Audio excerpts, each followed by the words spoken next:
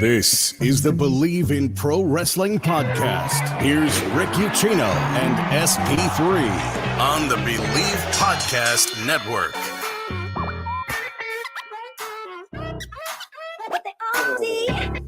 What is going on, everybody? Welcome into a special Monday afternoon edition of the Bleav in Pro Wrestling podcast. Typically, we're on Tuesdays, but you know, I figure with a holiday, people doing barbecues and going out, probably wouldn't want to sit here and listen to us talk about wrestling on a Tuesday afternoon. So, hey, hopefully you got the day off tomorrow. Hopefully you're going to blow some stuff up safely.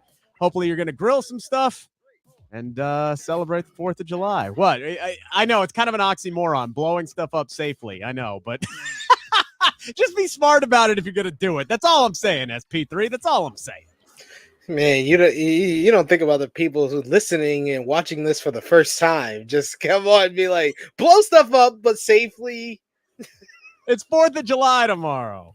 Please. They have been I swear to God, they have been shooting off fireworks in my neighborhood since Thursday.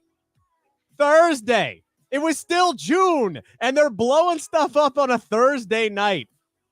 In my neck of the woods, they take this crap very seriously. They love their fireworks, especially my neighbors. Thankfully, they will hold theirs off until like tonight and tomorrow. But, you know, just hopefully the kids will sleep through. But you know how that is, trying to keep kids down anyway. But New York is the worst. It's like the whole month of June is like practice season before the 4th of July. So I only know what we're prepared for here tomorrow. That should be interesting. Yes, I appreciate everybody who's in the chat. What's going on, Safet and Queen? Thank you guys so much for joining us here outside of our regular time. So again, a programming note, since we're on at 3 today, Matt and Jeremy are going to be taking tonight off as far as Lost in the Mid-Card is concerned, since we going to be talking about the same stuff anyway. So gave them the holiday off. They'll be back next week at 7 o'clock, leading you up into Monday Night Raw. We got a lot to talk about today. For the first time in 3.5 years, Roman Reigns' shoulders pinned to the mat at Money in the Bank. This is something that SP3 and I talked about ad nauseum leading up to it. Did we think they were actually going to do it? I did not. I didn't think they were going to go through with it. And then they did. And then apparently even WWE had some trepidation. That was the report that was out today. Some trepidation about doing it, but I think they made the absolute right call. Damian Priest and IYO SKY winning the Money in the Bank contracts. Did WWE get it right? We'll talk about that. John Cena made a surprise return, only, I guess, to troll the city of London. I guess, if you believe what Dave Meltzer had to say afterwards, none of that made sense. But hey, at least Grayson Waller got a pretty good rub out of it. Drew McIntyre is back. How about them apples? No Brock Lesnar. And Shayna Baszler taking out Ronda Rousey and firing this up right here, right now. New women's tag team champion. So much to talk about today. But first things first, got to thank our friends over at Bet Online, your number one source for all of your betting needs. We would not be here without them, so thank you very much. Get the latest odds, lines, and matchup reports for baseball, boxing, golf. They have all of the wrestling odds, even though there were some heavy upsets this past weekend. BetOnline continues to be the fastest and easiest way to place your wagers, including live betting and your favorite casino and card games, available right from your phone, or you can head to the website using your laptop or desktop, whatever. Use your mobile device as well. Sign up today. Get in on the action. Just use our promo code Bleav, that is BLEAV, to get your 50% welcome bonus on your first deposit. Bet Online, where the game starts. And SP3, we will start with the Bloodline Civil War that turned out to be the actual main event of Money in the Bank, which it should have been. I know there was some confusion with Michael Cole saying that Cody Rhodes and Dom were going to be the main event, which is like, oh, okay, well, that means Brock Lesnar showing up. And then they put it on in the middle of the show, and Brock Lesnar did not show up. So I don't know what the whole main event thing was about, but regardless, whatever. They made the right call putting this match on last. And, man, I'm not going to sit here and say that it was better than Ospreay and Omega, because it wasn't, and I don't think it was particularly close either. But the storytelling in this match was about as top notch as it gets from a storyline inside the ring perspective. This was Like Triple H said in the press conference afterwards, right? This was cinema at its finest, as the kids say today. Cinema, I prefer to call it theater. Call it whatever you want. It was absolutely brilliant, and I thought it was played to perfection, especially the close of the match, where there were a lot of nice little callbacks. You could see Roman Reigns, for the first time in 3 years, finally break in a match. Thought he had them dead to rights. And frankly, he should have, considering that they did the spear Samoan spike combo on Jey Uso, which I thought was a very nicely timed and well done combo move. They take their time. They know they got this bad boy wrapped up. Roman Reigns does what he does best. He stacks them up because he wants to pin both Usos. And then they both kick out SP3. And the look on both Roman Reigns' face and Paul Heyman's face was just spectacular. You could literally hear Roman or Paul Heyman going, "What are we going to do now? What are we going to do now? What are we going to do now?" Paul Heyman. And the best part was this is Roman Reigns is losing his mind. You could see it, like his lip is quivering. His eyes are bugging out of his head. He's like looking like, Michael J. Fox in The Frighteners, just shaking everywhere. And all of a sudden they pan over to Solo Sikoa and he's like, just chill. Just, he's a little shocked that the kick out happened, but it's like, he looks over at Roman, gives him this look like, bro, what are you doing? And then it was him that had the wherewithal to get back on the attack. And then he turns over at Roman and says, get your ass up. Let's go. What are you doing? Like, he was the one who took charge and gave orders to the tribal chief. I absolutely love that. Roman gets back in the game. He ends up hitting a spear on Jey. You think he's going to have it done. And then there's that other brilliant callback where Jey kicks out and he does the right arm low blow to Roman that we've seen him do so many times. And then it is a super kick party.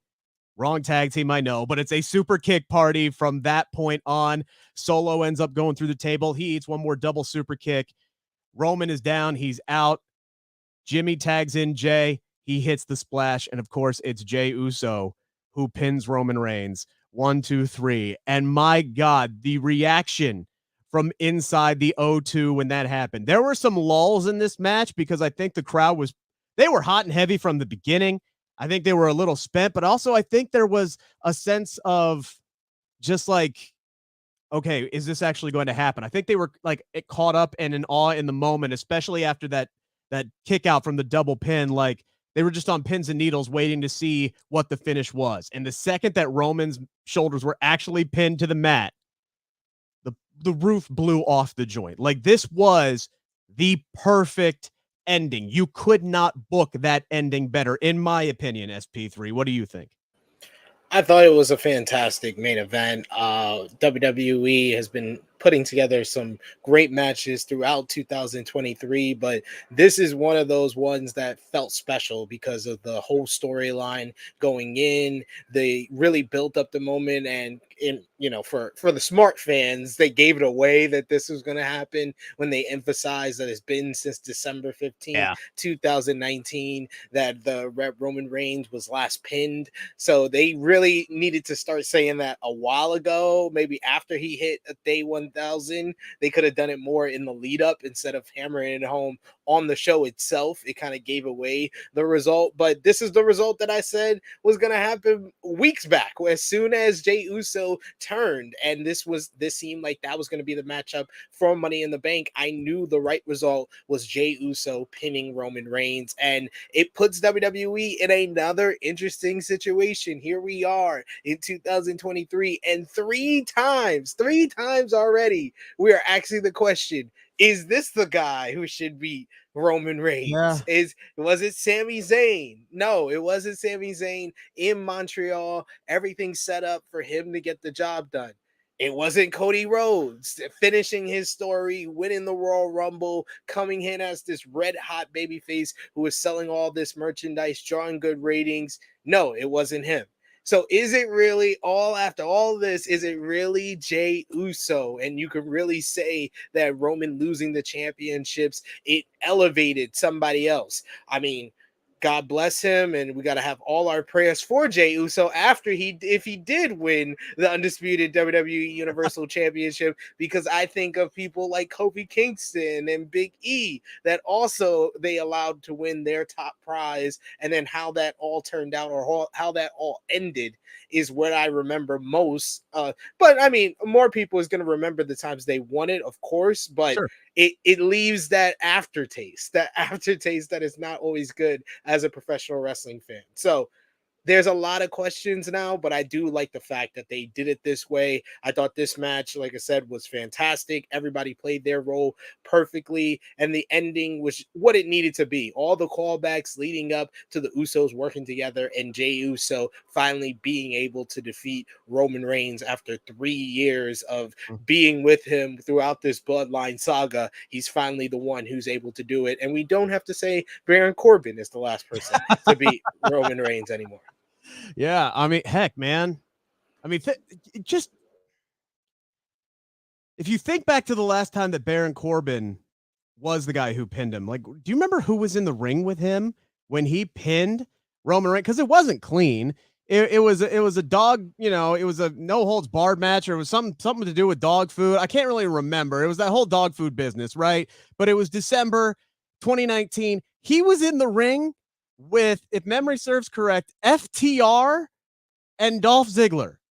Like, FTR was still in WWE, and they didn't look anything like they look nowadays. And they were like heavily bandaged up, like they had been beaten up by Roman like 2 weeks prior or something. I can't remember what exactly was going on at the time, but they were standing in there. You had Dolph Ziggler. His hair was like half as long, and AEW wasn't even a thing yet. Like, that's how long ago. AEW was infancy. Dynamite had already, Dynamite infancy. had already started by this time. That's right. Yeah, you're right. Okay. Sorry, I was thinking about 2018, but still, yeah, man, it was in its infancy the last time. A lot has happened between then and now.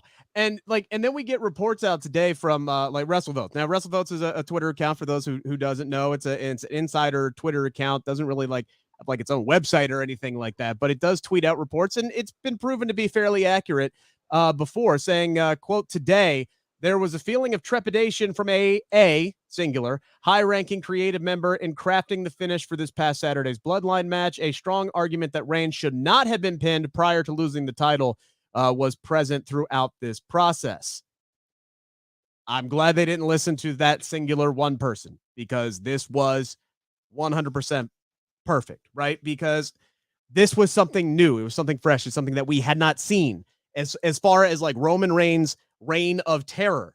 Like, we had seen, it felt like they were following the formula to a T, and they were. Ref bump, gets knocked to the outside, except poor dude, bro. Like, that was actually a ref bump. I think he got his arm caught, and I think he ended up straddling the rope. So that one, yeah, okay, you're going to be down for a few minutes. I get it. Good on you, Haas. Way to take one for the team on that one. But, Solo Sikoa hits the spike as the spear. We're thinking it's formulaic at that point. And then finally, both Usos kick out because it meant so much to them. They were able to dig down deep and kick out and find a way to pull out the victory. And that's why I like the fact that they pinned Roman here in this match, because this match was more than just about a championship. Roman's championship reign didn't matter at this point. This was about family. This was about respect. This was about, Roman treating his cousins like second-class citizens and just basically as tools for him to use whenever he wanted. And that was the story. That became bigger than his WWE Universal Championship. So that should not have even been a thought in the creative department's mind. But now it can be about the title, because Jey Uso on Friday, when the Usos hold, as was announced by them on Twitter earlier today, when they hold the trial of the tribal chief this coming Friday on SmackDown, has a claim to challenge Roman Reigns at SummerSlam. And that's exactly what should happen. And then it becomes about the title. And also, SP3, I feel like this gives fans something that they haven't had in a while. Fans who, go into every Roman Reigns title defense now believing 1,000,000% that he's going to win it, except maybe for WrestleMania, right? there's hope on the horizon now that Roman Reigns could lose the title at any point because he has now been pinned. Michael Cole said it perfectly in commentary. He's beatable. He's vulnerable. He's human. He's beatable. And now it puts doubt into the air as to whether or not Roman Reigns makes it to WrestleMania 40 as the WWE champion. Yeah, and I think that was the key to all of this, that they had to do that to kind of create that illusion that Roman can lose at any point. And like I said, this is the third opportunity that they have somebody that the fans will get behind, will be behind the moment of Jey Uso being the one to dethrone Roman Reigns. But I don't think they're going to do it because WWE is also in the era of getting two things done at once. And this was a key to it, is that they got two big moments out of Roman Reigns losing. First, he loses the first match he's lost in 3.5 years. And then the next moment will be when he loses the titles. I don't think it's going to have those moments so close together like SummerSlam. So I think Roman Reigns will win out there, but they want to also accomplish that. Take care of two things. Roman Reigns had to get to 1,000 days, so that's why he had to beat Cody Rhodes. But Cody Rhodes was the right guy going into WrestleMania. Nothing has really changed as far as him up until then. He's still in one of the top programs in the company with Brock Lesnar. So I think they are trying to make it all the way to WrestleMania 40 and have Cody finally win there. Yeah, and Cody was asked about it, right, this weekend. I believe it was at the press conference, right, where he was asked about finishing the story, and he, did it. Total pro answer, putting over the World Heavyweight Championship, putting over Seth Rollins, right, and everything that he's doing with it, and says it would be an honor to win that. But still, for Cody to finish his story, it is always going to be about the WWE Universal Championship. So that is... Now, granted, that's a press conference. That wasn't a scripted question. I know some people think that, when we're at those things, we're directed in a direction to go with our questions. We are not. We're allowed to ask whatever we want, kayfabe or otherwise. Although sometimes if you ask a kayfabe question, it kind of kills the whole thing. So please don't do that. But anyway, right? So he put it out there. He said, look, finishing the story for me is winning the WWE Universal Championship. Doesn't necessarily mean that he's beaten Roman Reigns to do it, but that's still finishing the story. But I still think right now, I think Jey Uso gets the match at SummerSlam, and I think I think him main eventing SummerSlam with Roman Reigns is his reward for all of the hard work that he's done. And it's like, hey, you are main event Jey Uso. You're not going to win the WWE Universal Championship, but you are main event Jey Uso, and we thank you for all your service for the Bloodline story. My question is, okay, SummerSlam out of the way. We still got 6 months plus until WrestleMania. Yeah. So it's like, who next? Right? Are we just waiting around for AJ Styles? I mean, are they ever gonna... There's other people I could ask about, but we'll get into other conversations here soon. But I mean, right now it looks like it's the Bloodline and then Money in the Bank, maybe. I don't know. Like, I don't know. You could do either Payback or Fastlane. You could do the triple threat with the Usos versus Roman and Solo, and then by then maybe Roman's already got a new gang around him. War Games. You do that again. You do a full on Bloodline Civil War Games. Just add games to the end of this title, and then that's the part 2. At War Games, it all ends inside the cage. The Bloodline Civil War finally ends.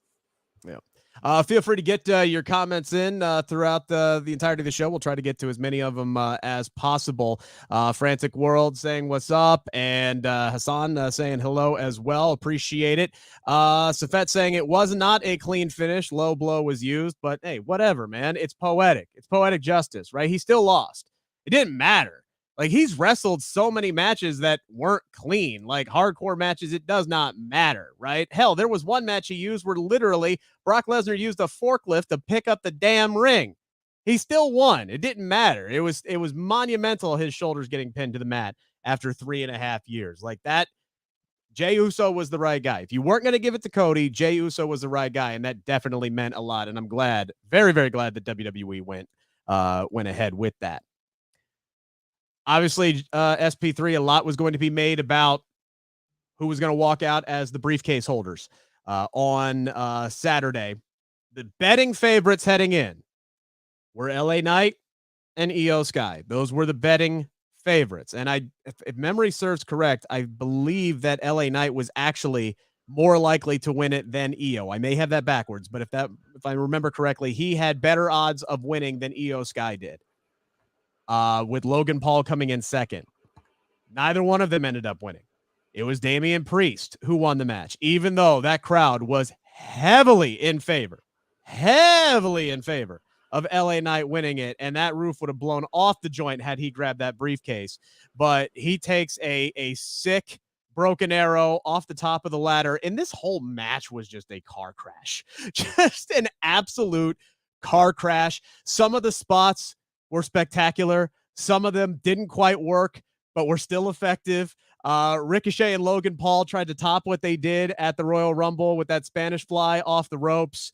They were tangled up with it, and there's part of me that appreciates Ricochet for going, fuck it, let's just go. And then there's other parts of me that are going, maybe you should wait to see where Logan's feet were in the ropes. But, you know, in those kind of matches, if you're thinking, you're stinking, and he just went with his instincts, and luckily Logan Paul was all right. And the spot still looked okay, to be honest, compared to how I mean, they were tangled up in those ropes.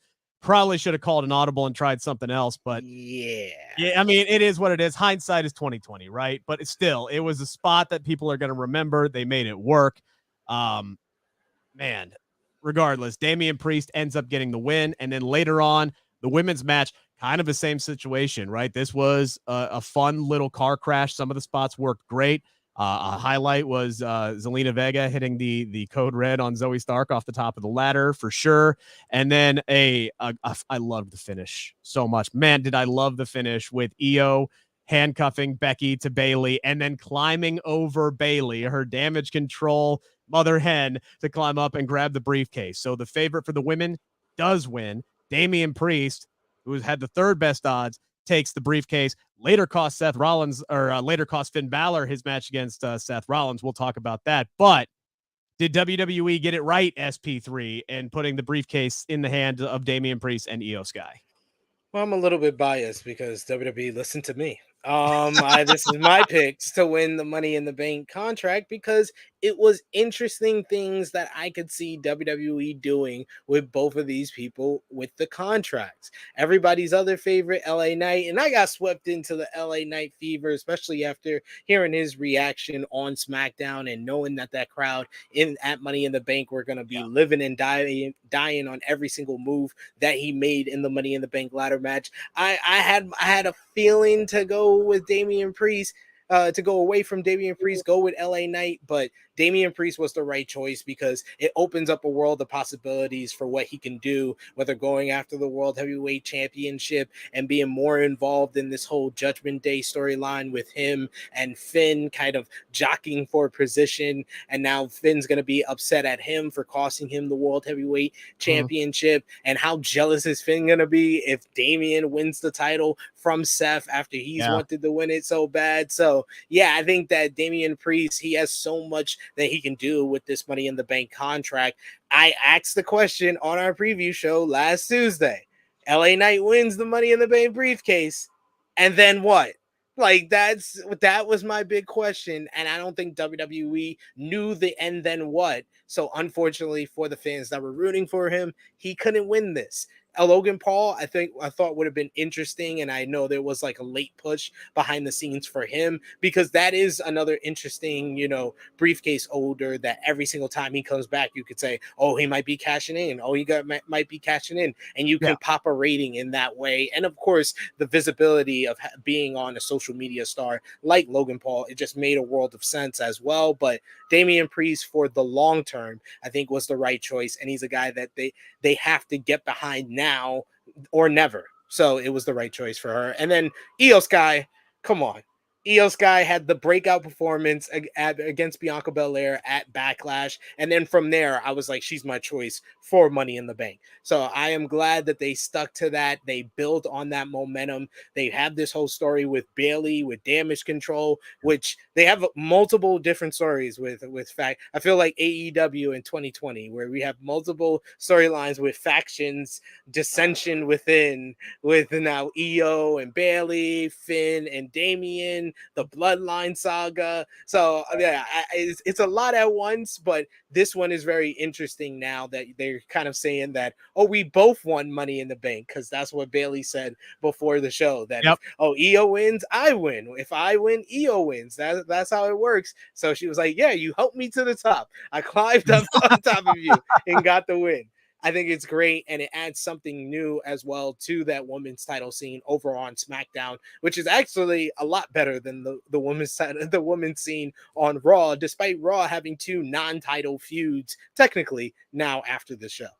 Yeah, so I can't argue with anything you said, and I agreed with you. I thought, as far as the best options from a storyline perspective, Damian Priest and IYO SKY were the obvious choices. When I read the reports about a late push for Logan Paul, that made me cringe for a lot of the same reasons that I laid out on our preview show, with Kate Hensler on Tuesday. Like, I didn't want another part-time guy, a guy who has actively talked about saying, I have no problem coming in and capitalizing on the hard work that everybody here has done week in and week out, and me, wrestling 4 matches a year. I didn't want another guy like that with the Money in the Bank briefcase. I just did not. Even though, yes, I understand the marketability standpoint, he was a slam dunk choice to take the Money in the Bank briefcase for sure. But I got swept up in LA Knight Mania, man. I really did. And when he got up to the top of the ladder, it looked like, I don't even remember, honestly, LA doing a whole lot offensively in this match. Like everybody got a chance to shine. LA Knight was just kind of there, man. Like, he took a lot of damage, but he didn't really inflict any of his own in this match that I can recall. And I went back and I watched it again today, and I still don't remember a whole lot of offense from him. But he outside of once it was him at the end, and he, hit a couple of his finishers, and he threw some people out of the ring, and the crowd was going nuts. That was like the first punches he landed in the entire damn match. But screw it, Big E didn't do a whole lot in his match either that he actually won. He took a lot of damage, and I thought they were doing the same formula again, where, LA Knight was going to win this thing, despite being down and out for most of it. And then Damian Priest comes out of nowhere. They did a great job with the camera work on these this past weekend. We don't always praise WWE's camera production, but I think it's great to call it out, because it looked like LA Knight had it in the bag. And then you hear Michael Cole saying, wait a minute. And then the hand just reaches up like a zombie coming out of the ground. Of course, it's Damian Priest, so that freaking works. Damian Priest was my second choice to win this, although I was a little sad that they didn't give it to LA Knight. And I would understand if they did give it to LA Knight, because he's white hot. He's one of the top 4 over guys in the company right now. He might be number 2, honestly, at this point, with the reactions that he's been getting. But like you said, where do you go next from here? Because if you give LA Knight the briefcase, he's not cashing in for a very long time. So with LA Knight, it would have been the same question had he won that I have for LA Knight right now, which is, what's next for LA Knight, which I hope is a feud with Logan Paul, because I think that for SummerSlam would be a nice little program that they could do. Those two worked well with each other in the exchange on the Grayson Waller effect on Friday. I think they could continue to throw jabs at one another. Might make a little more sense to put Logan Paul with Ricochet, but I think from a promo standpoint, Logan Paul and LA Knight might be a nice spot for him. Still think he could be a mid-card champion, United States champion by the end of the year. Have him beat Austin Theory if you want. Have Santos Escobar beat Austin Theory if you want. But they know they got something in LA Knight, and they can't just sit on it. They just can't sit on it. I think they just have to figure out that This crowd reaction is going to keep going this way, so embrace it. Make him a Yes. babyface. Direct Yes. some of his great talking ability against these heels, and I think that Austin Theory needs someone who's over with the fans like LA Knight right now more than ever, because his U.S. titles reign has gotten really stale. We're already back to Sheamus. Like, he just finished a feud with Sheamus, had a match with Sheamus, had a trios match. Now he's back to feuding with Sheamus. It's just like, oh, okay. Yeah, But I don't know what's next for Austin Theory, but I know that LA Knight needs to be a babyface, and he would be a good choice to verse LA Knight as well. Yeah, I mean, Queen saying LA Knight being the one to dethrone Theory would be fun. I agree. I think he would be great as the United States champion. I think that belt would look great over his shoulder. You got to do something. And yeah, just go with the flow, man. I mean, last weekend, 2 weekends ago, whenever he beat Rey Mysterio, right? Afterwards, he's still like tugging on the mask to get cheap heat. And it's like, why? Why are you even bothering? They just booed Rey Mysterio. Why are you even bothering to do that? They are literally cheering for LA Knight over anybody, anytime, even Butch, even when they were both on top of the ladder, hometown hero Butch, it was boo, yeah, boo, yeah. Everybody wanted LA Knight to win, even over the hometown boy, the only Brit on the entire card. They were cheering for LA Knight. So he needed to, if they better have something for him.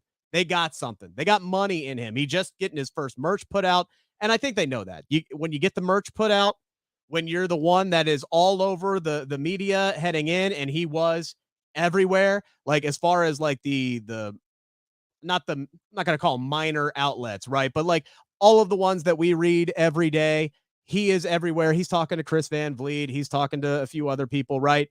Becky and Seth were on the Today Show and all the national media stuff, but LA Knight was the one who was really pushed heavily ahead of this across the UK, everywhere. So that's a sign to me that they know they have something with him and they're going to do something with him moving forward. But yeah, the United States Championship scene, like they got options, man.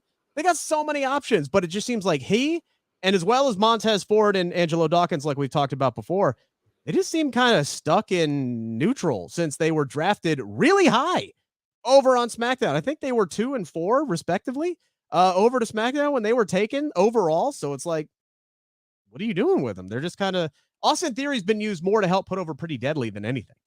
Right now. Antoine Phillips says, I would have been happy if with Becky winning and holding the briefcase over Rhea's head would have been priceless. I talked myself into this one as well. I wrote an entire article about this for Cage Side Seats, just thinking of a really good scenario with Becky being the briefcase holder and still getting the best of both worlds in elevating a younger talent. In which case, Becky plays the mind games with Rhea, builds it up with Rhea. She eventually cashes in on Rhea after she has a long, drawn-out match. Maybe she's down, she's out, she's a little hurt. Becky gets the big Money in the Bank pop that she's always wanted, right? The fans are going nuts. The bell rings. They think it's going to be one of the quick finishes that we typically get. And then they go on to have a 10 to 15-minute match in which Rhea Ripley overcomes and beats Becky, just making her up and building her up as a bigger, stronger, better, faster, monsterly over talent as the women's heavyweight champion. I thought that would have been a fun thing if they could have done something we don't typically see with the Money in the Bank cash in, but I am still happy that IYO SKY is the winner. All I can hope here, SP3, is that history is not going to repeat itself like it happened the last 2 years. WWE went with the hand of, okay, we're going to elevate somebody else. We're going to give somebody new the world title and see how they do. Nikki ASH lasted all of 32 days. Her entire story was, does she really deserve to be champion? And then she loses to Charlotte after, a month, right back at SummerSlam. It's back in Charlotte's hands. And we see where Nikki ASH is today.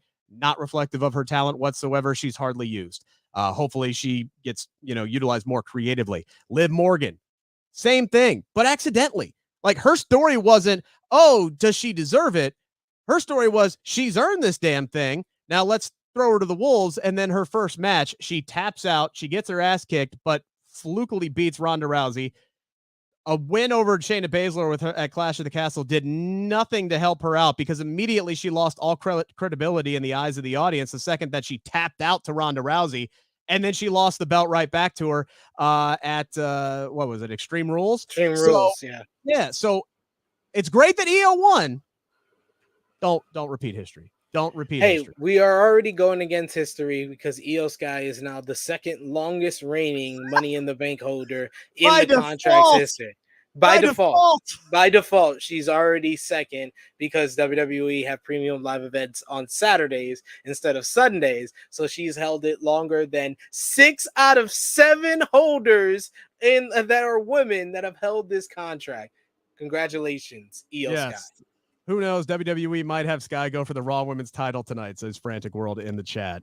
Please. There's no Raw Women's title anymore. Excuse me, the Women's World Championship. Rhea Ripley is defending the title tonight against Natalya again. Oh, dear God. Please, WWE, don't do this. Don't do this. You don't need to do this right now. Come on. I mean, it is true that Rhea Ripley has no feud and hasn't had a feud since she beat Charlotte Flair at WrestleMania. They seem to be teasing her and Raquel 2 weeks ago. They seem to tease her and Becky last week, but Becky has her own issue with Trish and Zoe to resolve. You got Raquel now with Bleav as the WWE Women's Tag Team Champions. So it's not a lot of options out there on the active roster for Rhea Ripley to face. I'm hoping that this whole deal with Natalya, how we're running back Natalya again, is somehow going to get us to Rhea Ripley versus Beth Phoenix at SummerSlam. That better be it, because they don't have another option. They don't. And we'll talk about the women's tag team titles coming up here soon, but you're right. Like Raquel and Liv, they kind of need to be Rhea's opponents sooner rather than later. They'll get to Rhea and Becky, but yeah, like Becky got her revenge on Trish and Zoe, right? In Money in the Bank. Like Becky was the reason why Trish did not win. She took Trish out with the manhandle slam on top of the ladder. By the way, some of those ladders, they may fall apart while you're trying to climb them, but there was absolutely no give when you're trying to go through them. And that made some of those spots really tough in both of those matches. Some people are hurting on the flights back home for sure. No question about it. But as far as I'm concerned, like coming out of Money in the Bank, Becky could be done with Trish and Zoe because Zelina took out Zoe. She took out Trish. They weren't the reason she lost. Unless you count the fact that they were the ones that brought the handcuffs into play, then technically yes. But this is more about Trish is going to be coming back around for Becky, and they're going to continue that, and they're probably going to go at SummerSlam. But the biggest question for me is, where does that leave Rhea? What does Rhea do at SummerSlam? If it ain't Beth Phoenix, I don't know what it is. Beth Phoenix is the best thing that anybody has said to me yet. I don't know how you talked yourself into that, but Becky's issue with Trish is not resolved because Trish beat her. Trish beat her. Trish said that if she's not going to win, Becky's not going to win, and Becky didn't win. It doesn't matter who it was involved. They're the one that brought the handcuffs into play. There's a lot that Becky has left with Trish Stratus. She didn't say, "Oh, I'm just being in Money in the Bank to go out to make sure Trish doesn't win." Trish was in it after Becky was already in the match. Becky's goal was to get the briefcase to hold it over Rhea. They stopped him, whether by hook or crook or whether it was by them directly. They stopped that from happening. So there is still issues there. They still have to resolve that. And it does give Raw another like non-title women's feud with that. And then now you got the whole Ronda and Shayna business. So there's that. Those two are interesting. But if you're going to have a quick fix for Rhea Ripley not having anybody that goes in line with your storylines that you've already told, Beth Phoenix beat her. The last time that Rhea was on a losing end was in that tag team match at Elimination Chamber when Edge and Beth beat Rhea and Finn. I'm sitting here thinking about it, and I'm like, could we really have like 5 women's matches at SummerSlam this year? Because when you think about it, they're going to do Ronda and Shayna, and we'll talk about that coming up here when we get to the 5 count. They're going to do Ronda, Shayna. They're going to do probably a triple threat match between Charlotte, Bianca, and Asuka for the WWE Women's title. We're just getting 4. They'll probably do Trish and Becky, and then do they do a women's tag team title match? No, they won't. Like what I tried to stop you in between because I knew where you were going with that fifth one. I was like, no, there'll be 4. I was like, we could just go for 4. I mean, We could just go for that's 4. still monumental, right? 4 on a one night pay-per-view, 4 women's matches. That still would be great. That would still be great. Spectacular. Yeah, and the only way that's going to happen is if you put Trish Stratus and Becky Lynch in a program that doesn't involve a championship. It's the only way that's ever going to freaking happen. And Ronda Rousey in a program that doesn't involve a championship. So that's 100% happening. So, hey, good, great, love it. John Cena showed up, SP3, which was a nice surprise. I thought it was a nice little surprise. He came out there, he popped the crowd. They absolutely blew the roof off the joint on Saturday. And he starts, hyping them up and says he loves this crowd and he loves the UK crowd. He loves London and earned his respect for over the course of 20 years. And then, boy, oh boy, they sure as hell made it sound like he was about to announce that WrestleMania was coming to London, would have been 2025 because next year they're going to be in Philly already. Never got to the point of actually announcing that London was going to get WrestleMania. And then we get Grayson Waller who comes out. Really happy about that because he's jumping around, hopping around. We found out recently he actually broke his leg in his match with Carmelo Hayes on NXT. So that's why he hasn't wrestled yet and has been doing Grayson Waller effects. So it was good to see him bouncing around and he ended up taking an AA. So it's nice to see him get physical and that's a nice rub for him. But he's sitting here saying, oh, we should put WrestleMania in Australia and they're bouncing. It was a nice little time filler segment that helped, present Grayson Waller as a big deal and the crowd got to pop for John Cena. But ultimately, SP3, this was a giant tease, if you believe the Wrestling Observer, because London ain't close to landing WrestleMania at this point because it all comes down to what city will spend the biggest tourism dollars to bring WWE to town. And London doesn't need to spend to bring tourists in. No, London is a hotspot for tourism already. That's like asking New York every year to be to be the host city of WrestleMania. There's a reason why we send there to New Jersey because we don't need it. We'll get the backwash. People don't want to be in New Jersey. They'll spend the whole weekend in New York before they go to the show in New Jersey.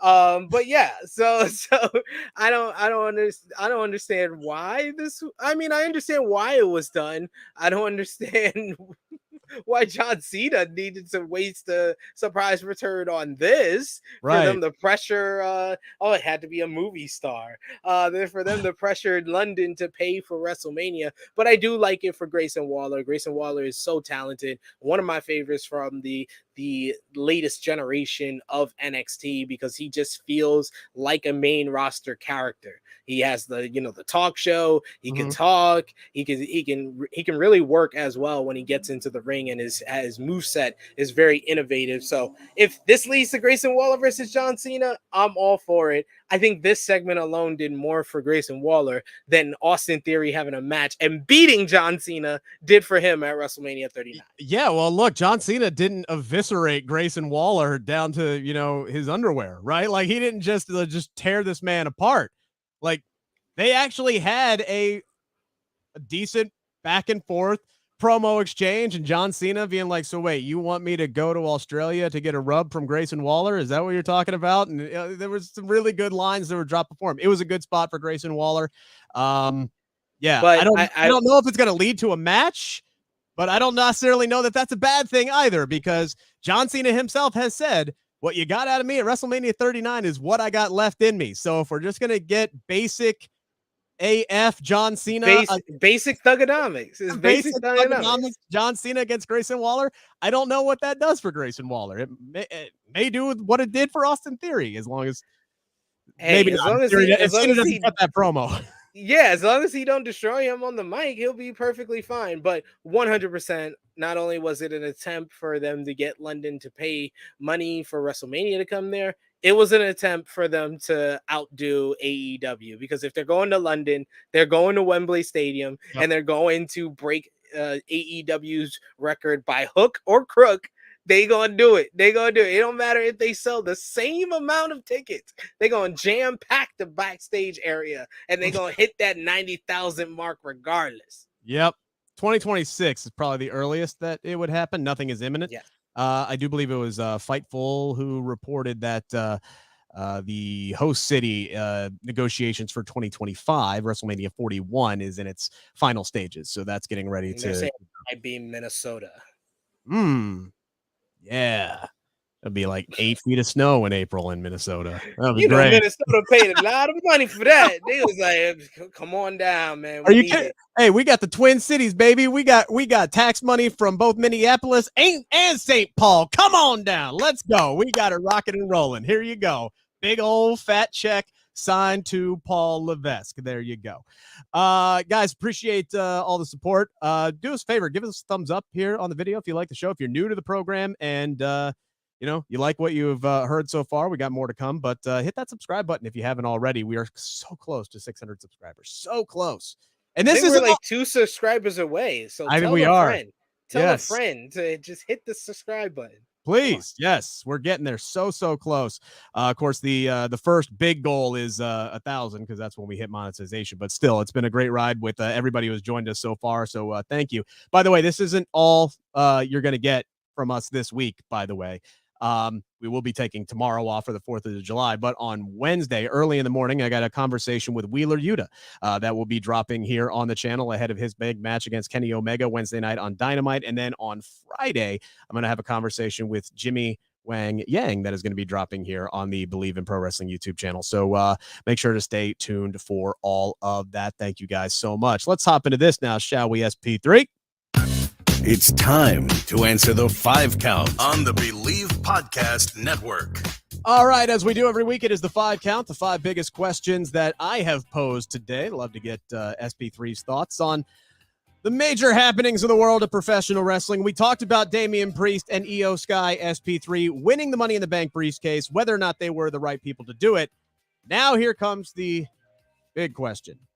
Do you see either of them being unsuccessful in their Money in the Bank cash-in attempts? To date, so far, the women are 100%. The men, I think, are like 73% successful, and the unsuccessful I think it's like 79.9, so they like make it that. 80. Yeah, something like that, about 80%. But the unsuccessful ones are rarely feel like they weren't wasted, right? So. Yes. What are we thinking? Do we see world championship reigns in both Damian Priest and IYO SKY's future here?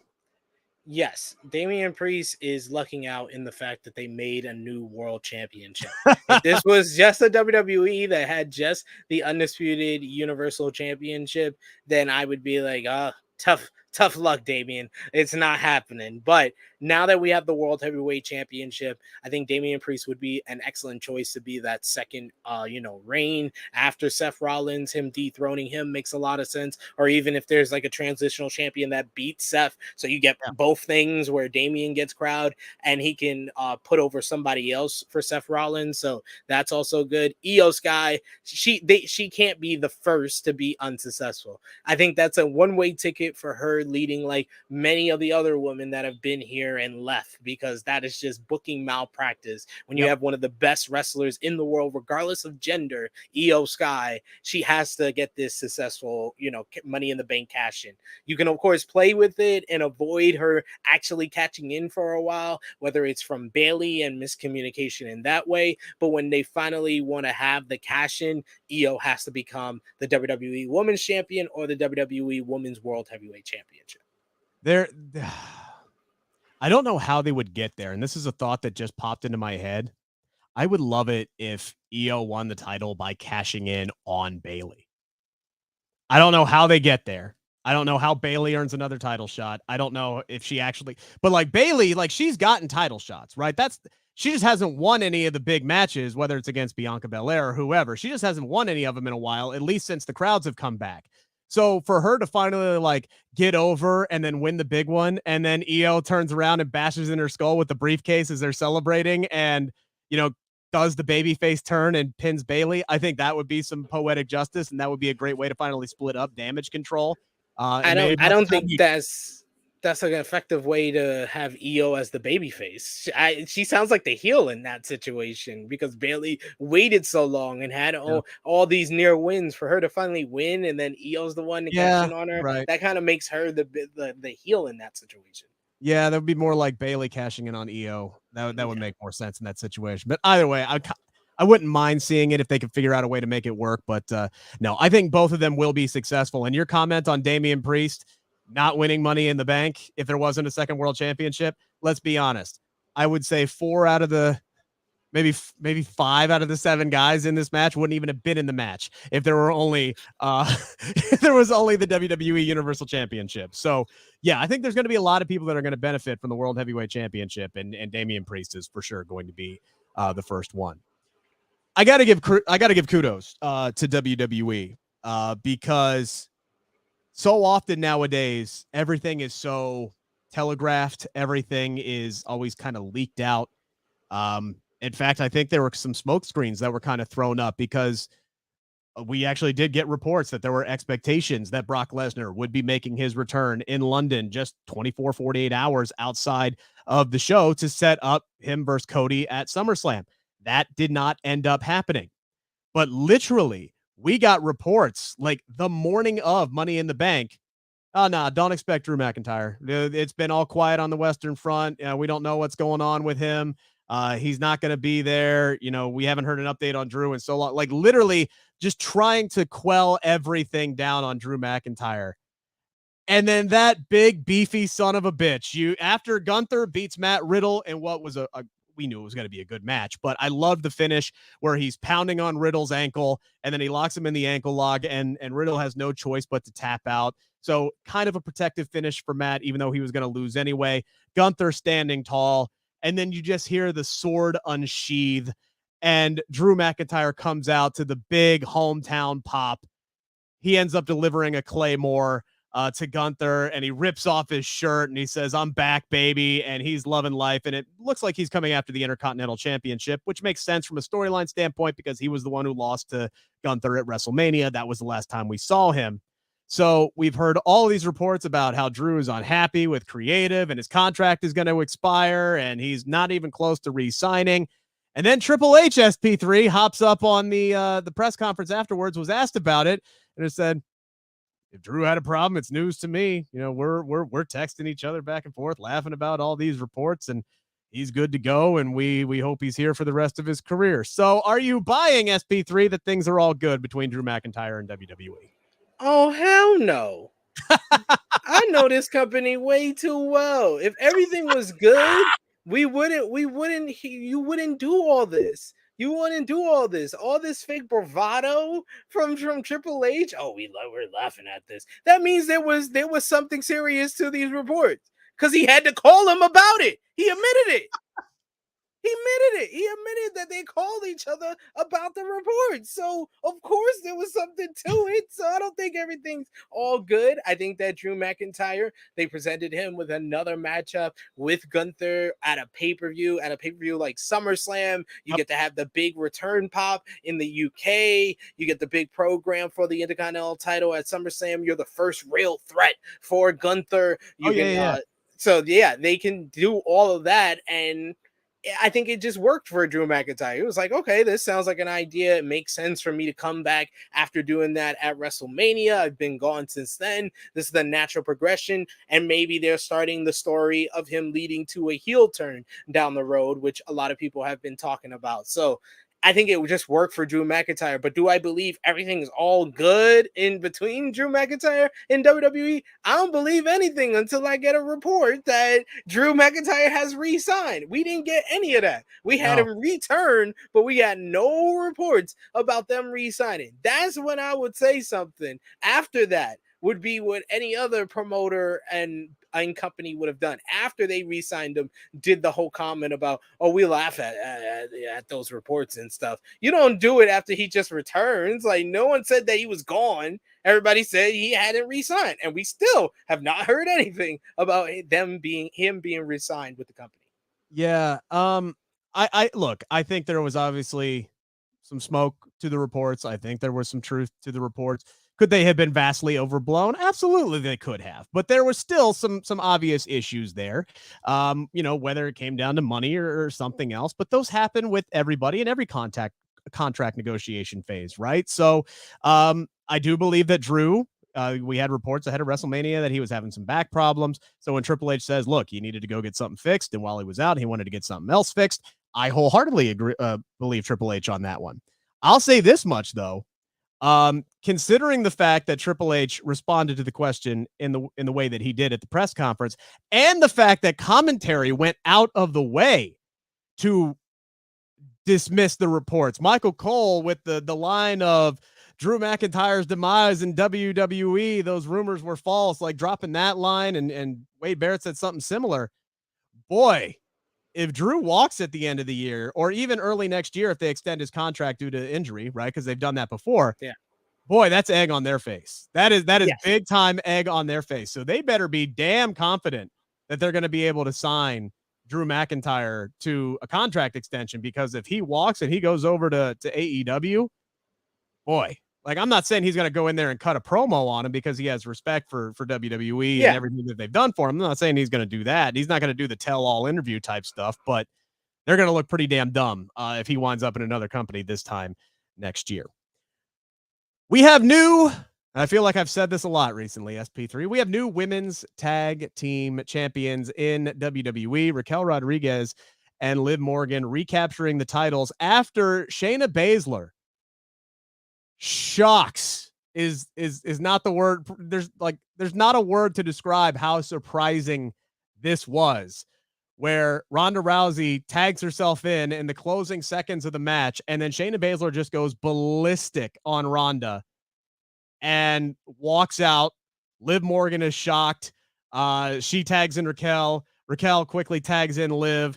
She hits the Tejada bomb. Liv Morgan hits Oblivion. And then something we don't see very often, Ronda Rousey's shoulders are pinned to the mat for the 1, 2, 3. Look, the fans popped. Everybody was stunned. No one saw it coming. What did you think about it, SP3? Like, this was, I felt like I had gone into a movie and then the movie started and we just went to the inciting incident and then went to the end of the movie. Because, we had nothing leading up to this. Nothing on TV, nothing in this match led to this moment. It was one of those baffling situations where it was just like, it was one of those moments that I've had multiple times in the past year and a half where I've said, damn, Mercedes and Trinity were right. They don't give a crap about these WWE Women's Tag Team Championships. You gave Shayna and Ronda the titles, the vacant titles after Liv and Raquel went down. You had them unify them with the NXT Tag Team titles. You're trying to build this whole division, and they are the same team that 8 days later you turn on each other after nothing. Nothing. There was nothing in this match. Nothing that led up to this. It was so baffling, but it was just another epiphany moment of Mercedes and Trinity were right. I don't know if I buy into that. Because, look, we get the report out from Wrestling Observer that Ronda Rousey has given WWE a hard out, right? So she got hurt. They wanted to do this. This is all coming down to timing. And I do think it happened very fast, right? But I liked the shock factor of it. I did. I wasn't expecting it. I like to be surprised. And I know it seemed like absolutely nothing. This came out of the absolute blue because they were working great as a team in this match until Shayna had the Kirifuda clutch locked in. Liv Morgan gets up. She was able to back Shayna into the corner, but Liv was still down and out and was a wounded animal, like ready to be picked apart. And then Ronda Rousey tags herself in. And then Shayna immediately attacks Ronda. So I look at how these two have been booked over the last, since WrestleMania, right? Since Ronda got hurt and she came back and she did absolutely nothing in that match. Shayna did all the damage and then Ronda got tagged in and came in and locked in her armbar and won the match, right? That's all she's done. That's the only thing that I've been able to come up with is Shayna has been doing all the work. Ronda's been collecting all the glory. And when Ronda tagged herself in, and because Shayna had the match in hand and Ronda tagged herself in to go get the win, Shayna was like, F that. That's literally all I've been able to come up with. And I'm wondering if that is, in fact, what the story is that they're going to go with here, is that she just said, screw this. I already saw how this is going to go. Once again, I'm going to be living in Ronda Rousey's shadow while you collect all the glory and we do this dominant tag team run. Nah, No, I wasn't going to stand for that. I wasn't going to be second You fiddle. have to tell this story. You can't just expect people to search for a reason. They have to actually properly tell the story. And I'm just hoping we doing get it. that. Yes. And I think it's too many times in WWE that people just be like, well, I was surprised, so I thought it was good. No, there's a good shocking and there's a bad shocking. I was good shocked by Jey Uso being the one to turn on Roman Reigns at Night of Champions. There's the bad shocks, like Shockmaster. That is not a good shock.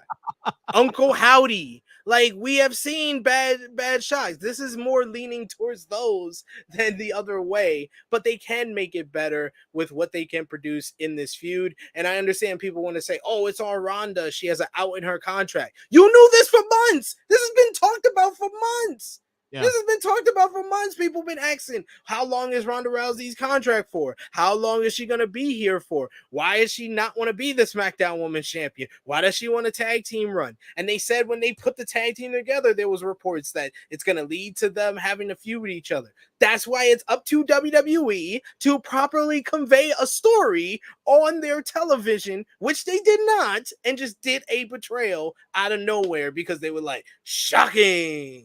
I'm genuinely curious how much Liv Morgan's injury played a role in this, because Liv gets hurt, so they had to crown new tag team champions.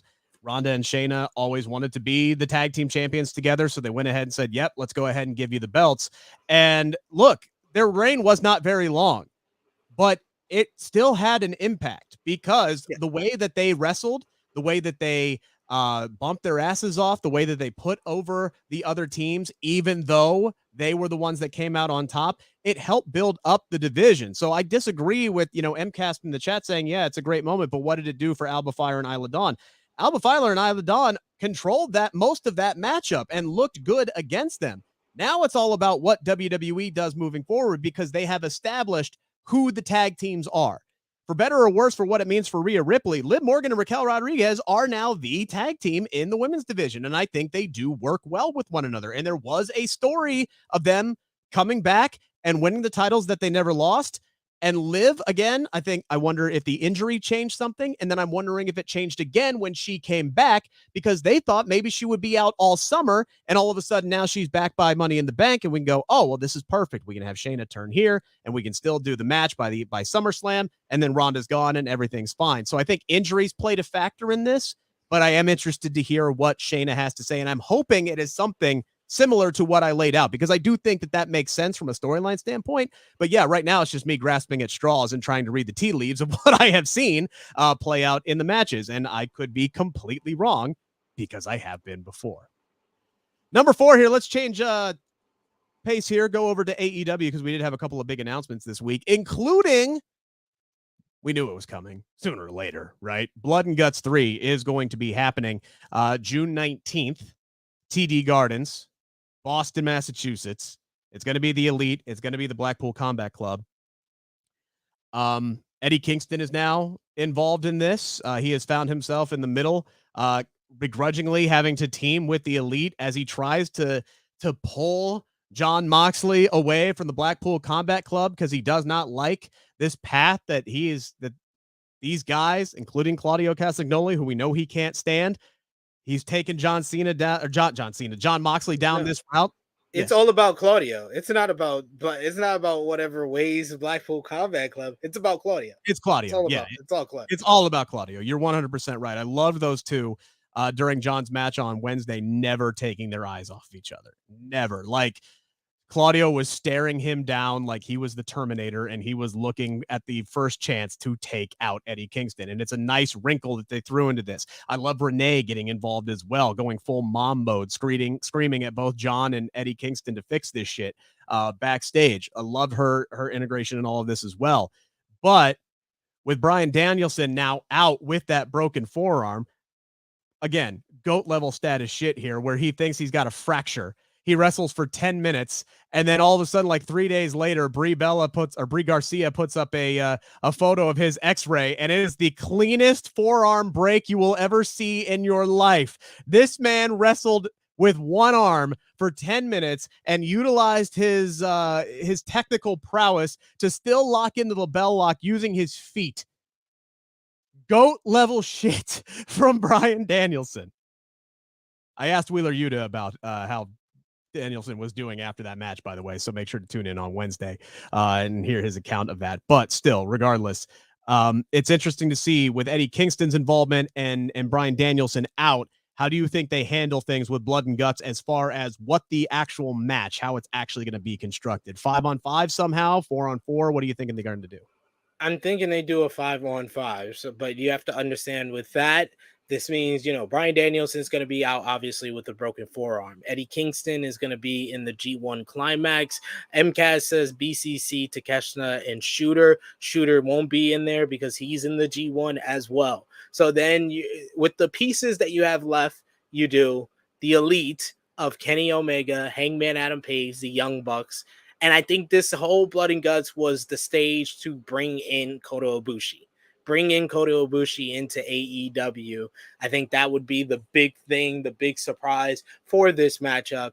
And I think they should still stick with that. So you have Kota Ibushi as the fifth man for the Elite. The Golden Elite is back together. Then on the other side, you do the BCC, Jon Moxley, Wheeler Yuta, Claudio Castagnoli. You bring in Konosuke Takeshita and Don Callis. Because, ladies and gentlemen, the first War Games ever was a little matchup that not a lot of people know the participants in, but I'll tell you who the participants were. It was the Road Warriors of Hawk and Animal, Nikita Koloff, Dusty Rhodes, and Paul Ellering. Yes, Paul Ellering, a manager.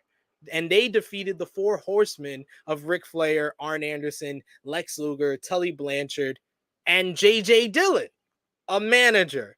And I think that the way you bring in a couple of the different storylines, because there's the one central storyline of the Elite versus Blackpool Combat Club, but you also have the kind of outlier storyline that's probably going to become bigger when this center one blows off, which is going to do at Blood and Guts. You have the Don Callis, Kenny Omega, Konosuke Takeshita situation. Then you also have the outlier of Eddie Kingston and Jon Moxley, and that whole issue with Claudio being in the Blackpool Combat Club with Moxley. You can't take care of that one in this matchup because Kingston's going to be in Japan. So you center on the other outlier feud of Don Callis, Konosuke Takeshita versus Kenny Omega, and you pit Callis in Blood and Guts. I think it would be perfect for him. I can see him kind of taking his spots to do certain things and get involved. And then finally, in the end, he can be the one that takes the fall for the team. Yeah. So it protects everybody on the Blackpool Combat Club and Takeshita. Yeah, I would kind of like to see Don Callis just, trying to do his best to just run and hide inside the, confined area of the Blood and Guts, right? Just trying to play chicken. And the whole time, however long this match goes, last year's went 45 minutes, right? And it was total insanity. Like, I still can't get that picture of Angelo Parker hanging upside down like he had just been strung up by Predator, just blood dripping down, right? There's just some certain things that that just really hit home, to just stick in your head like that. But it would be a shame if Eddie Kingston can't be in this with Claudio, because remember, Claudio was in Blood and Guts last year. It was like his third day on the job in AEW, and he was in Blood and Guts, and he stole Eddie's victory. Eddie was on top of the cage. He had Jericho locked in the submission. Jericho was struggling to tap, and then all of a sudden, Claudio puts the sharpshooter on Matt Menard, and he taps out instantly and steals Eddie's victory. This would be kind of like, especially with the way that Eddie is really starting to focus on Claudio, it'd be a shame if Eddie can't be involved in that. Now, I know he's in the G1, but is there any way that they can make both of those work from a logistical standpoint? No tapings, no nothing. No, it's not gonna happen, and it's okay because they can just focus on that coming out of the Blood and Guts. Like I said, the whole Takeshita, we're still gonna get the Takeshita versus Omega matchup 1-on-1. That'll probably be at either All In or All Out, depending on what other matchups they have planned. But I think the Eddie Kingston kind of story element of this, he's not really a part of this Elite versus Blackpool Combat Club. He's an outlier. He's not necessary for this to be blown off. It's all about blowing off the Elite and the Blackpool Combat Club. So most of the members are going to be from those two units that have been a part of this storyline that started in March, y'all. We've been seeing this multi months of this faction warfare, and it all blows off at Blood and Guts. And it's something I've wanted for Blood and Guts since they created this. I wanted it to not start a feud. I wanted it to blow off a feud, and it finally feels like they're able to do that with the Elite and Blackpool Combat Club. This past Saturday on AEW Collision, it was all about the Owen Hart Cup tournament. We had 3 quarterfinal matchups, and the semis are now set for the men, and they were the 2 matchups that most of us wanted, right? We're getting Samoa Joe versus CM Punk, and then on the other side, it is Ricky Starks versus Powerhouse Hobbs. SP3, the women's tournament not as far progressed right now, but I got to think that Ruby Soho, based off of her promo last week on Dynamite, Britt Baker, unfortunately, fell sick. Same illness that got Adam Cole at Forbidden Door.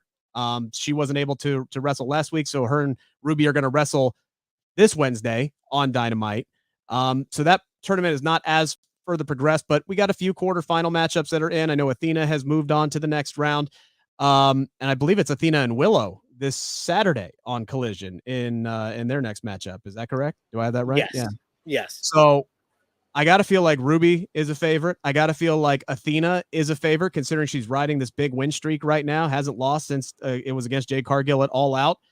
The men's semifinals, very, very interesting. I think there's a lot of different ways that they could go with this. Who are your favorites to win these tournaments, men's and women's respectively, right now?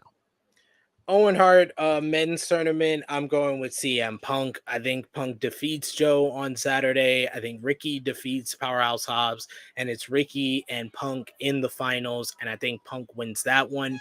The women's one, I've also been very confident who I'm picking there. I think it's Willow Nightingale, because I think Willow might not make it back from Japan with the New Japan Strong Women's Championship. She faces Julia on Wednesday in Corrigan Hall, and I don't know if she's going to make it out with that title, because Julia is one of the best wrestlers in the world from Stardom.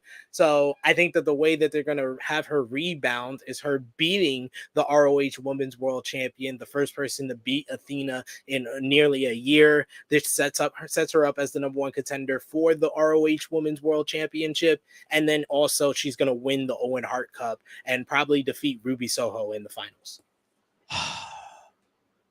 Man, are they going to have Ruby lose the finals twice?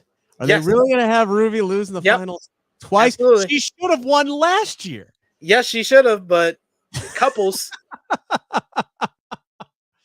I'm still going to see, this is hard, man, because I could easily see them doing Ruby versus Willow in the finals, right? I could see that happening for sure, and that makes sense. You know, obviously with those two, having a bit of some history with one another, I could see them putting Sky Blue, honestly, in the finals. So you have the Outcasts, who cost Britt Baker the match against Ruby on Wednesday, then Britt Baker and she cost Ruby the match, her semifinal matchup against Sky Blue. You can elevate Sky to the finals. In that case, then you would have her face Athena, right? So I think a lot will be settled about what they're going to do there. It might be telegraphed here a little bit. I don't know if they do heel versus heel or baby versus baby in this situation. They're going to want to have one versus the other, right? Yeah, I think only one of these tournaments going to have babyface versus babyface in the finals, and I think it's the men's. I think Ricky Stark's going to beat Powerhouse Hobbs to set him up to verse CM Punk to pay off all the weeks they've been working together against Bullet Club Gold. But on the women's end, I think that, Sky Blue, she got the big win over Anna Jay. She's been getting a lot of play. Like, they've been having her work on Rampage, ROH tapings, Collision tapings, Dynamite tapings. Yeah. She's really been focused on. But I think that's enough of a push in having a competitive matchup with Ruby Soho. I think Ruby benefits more of making it to the finals. And then she has another story for next year's Owen Hart Cup. Is she going to keep being the nearly girl, or is she going to finally win the cup next year? She has another chance to tell a different story. I will say this as far as Punk and Starks are concerned. I do think that's going to be the finals. Punk makes the most sense. Obviously, they're going to ride him, as much as they can. Ricky better beat Powerhouse Hobbs. It took Powerhouse Hobbs. It took 3 people, 3 different outside interferences. That annoys me so much. Dustin Rhodes. Look, you can have Dustin have a competitive matchup. I get it. There's part of me that actually not a part of me. I love this old gunslinger style vibe that I get from Dustin Rhodes, where he's still dangerous and he's still trying to survive out in the old West. He's not ready to put down his gun just yet. Right. I love that vibe from him. And if you want him to have a competitive match with Hobbs, more than the 4-minute squash that I thought this was going to be, that's fine. But to get not 1, not 2, but 3 different outside interferences and one good cold-cocked right hand from QT Marshall before Powerhouse Hobbs put him down, Ricky better whoop Powerhouse' ass when those 2 face off. And that's the story, because Ricky and Punk, they're setting something up there, because they're supposed to be buddy. And I still think Punk is going to lean more heavily into his heel side of things. And I think that might be the direction they go, because Punk, whether they want to make him a full-blown heel or not, because right now he's getting the John Cena reaction 50-50 from the crowds. At least that's what it was in Canada this past week. He's going to cheat to beat Ricky. He's going to win, and he's going to cheat to beat Ricky. And he's really going to lean into that heel role, because that's what he really loves, and that's what he misses doing. And that's what he's honestly the best at. You cannot have Powerhouse Hobbs beat Ricky Starks after he needed that much help to beat Dustin Rhodes. Please don't do that. Don't do that to us. And why does he need freaking to have the spine buster kicked out at 1? Dustin kicked out at 1. I thought it was funny when WWE had the Seth Rollins and Finn Balor matchup do the kick out at 1. I was like, you're no Kenny Omega. And then their own company did it again on Collision. And I was like, was it worth it for Dustin Rhodes? Was it worth it to have Hobbs finisher kick out at 1? Oh, God. MCAS says Ruby can't finish her story either. I want Ruby to win this. I really do. She needs to win something. And I think that would be a nice little, honestly, it would be like my idea for what I wanted out of Damage Control, which was IYO SKY to win the Women's World Championship, standing on side of Bayley on one side, and Dakota Kai winning Queen of the Ring when they were actually going to do Queen of the Ring before she got her ACL injury on the other side. It would be the same thing. It would be Saraya standing in the middle with the Outcast, with Toni Storm holding the World Championship and Ruby holding the Owen Hart Cup. That's what I would want to see. I don't think it's going to happen, though. Nope. Won't happen. She's not allowed. She can't finish her story, damn it. But this would be her 3rd tournament that she made it to the finals and lost. She was in the finals of the TBS title tournament, the finals of last year's Owen Hart Cup. She needs to make it 3 tournaments in a row. She makes it to the finals and she loses. Always the bridesmaid, never the bride. SP3, what you got going on True Heel Heat this week? Well, check out earlier today, we did our NJPW Strong Independence Day preview, breaking down the cards for tomorrow and on Wednesday. That has Willow Nightingale versus Julia for the Strong Women's Championship. Got Eddie Kingston versus Kenta for the Strong Openweight Championship. We talked about those matches, as well as Jon Moxley versus El Desperado Final Death. And that's going to be on those cards as well. So check that out over on the True Heel Heat YouTube channel. Check out the Flagship show. Check out our collision course. We did it late night yesterday. It was strange because I haven't done anything late night in a while. Well, on here. But yes, it was a lot of fun. Me and Sober Guy JJ talk about AEW Collision, and check out our Money in the Bank review as well. And you could follow me on the Twitter machine at TrueHillSP3. As long as it's working for you. Hopefully it's working for you, because that was a giant pain in the ass on Saturday. Because like Saturday, I'm doing a radio show live in Cincinnati because I picked up a shift because I'm an idiot because I forgot that Money in the Bank was going on at 3:00.